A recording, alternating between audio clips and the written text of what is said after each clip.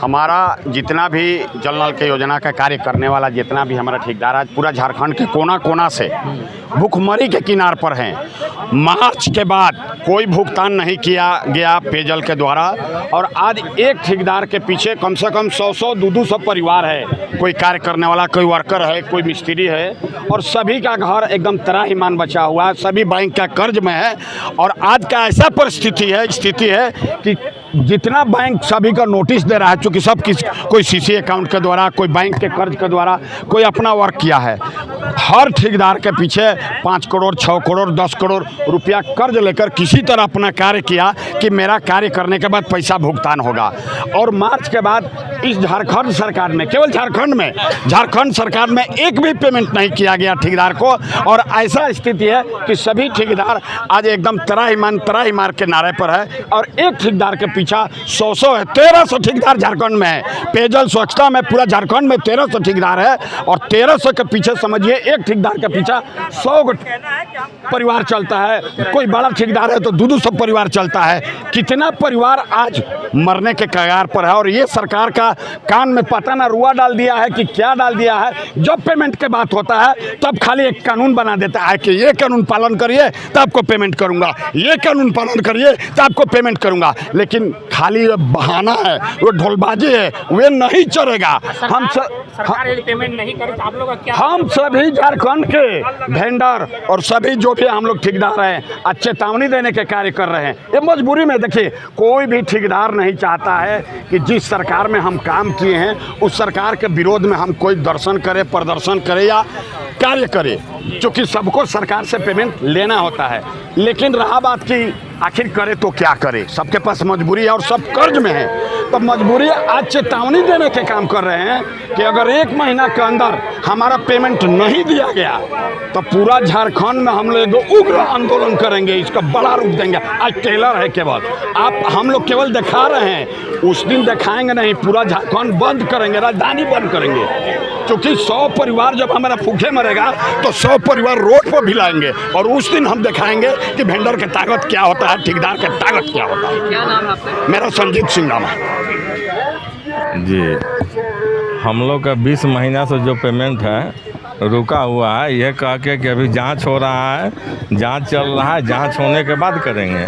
लेकिन जांच का जो है कि अभी तक कहीं कुछ नहीं हुआ कि जांच हुआ। हर जगह जांच हो रहा है, लेकिन कितना दिन तक जांच होगा उसका भी तो होना चाहिए। आप लोग की कहाँ आ रही है? क्या है समस्या? हम लोग का पेमेंट का है, पैसा का है।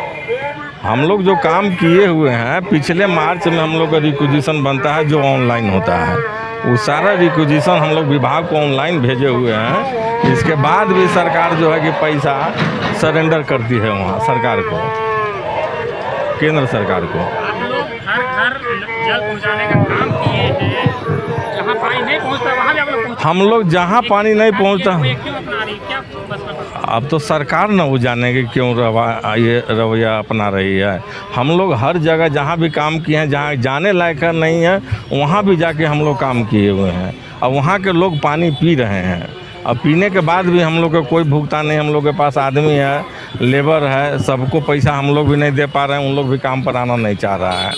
दूसरी चीज़ है कि हम लोग बैंक से पैसा लेके काम किए हुए हैं। बैंक भी जो है कि हम लोग को डेली नोटिस करता है कि आप लोग पैसा दीजिए, तो हम लोग सचिव के से मिलना चाहते हैं, लेकिन सचिव साहब मिलना नहीं चाहते हैं हम लोग से। इसलिए हम लोग यहाँ धरना हम लोग आगे आज हम लोग कर रहे हैं। आगे हम लोग विचार कर के आपस में साथी लोग अपना इसका अच्छा रूप देंगे हम लोग धरना का। नल योजना जो चलाई क्या लगा तो अभी तक तो ऐसा कुछ दिखता हुआ नहीं दिख रहा है? नहीं, आप सर ज़मीन पर जाइएगा तब ना दिखेगा। यहाँ रांची में एसी में बैठ के थोड़ा दिखेगा। हम लोग तो वहाँ ज़मीन पर जाके काम किए हुए हैं, वहाँ जाइएगा तब ना मिलेगा कि चल रहा है नहीं चल रहा है, पानी पब्लिक पी रहा है कि नहीं पी रहा है। बोलने से हो जाएगा। यहाँ हम लोग का जो बिल बनता है उसका रिक्विजिशन आता है कि जो कि ऑनलाइन है।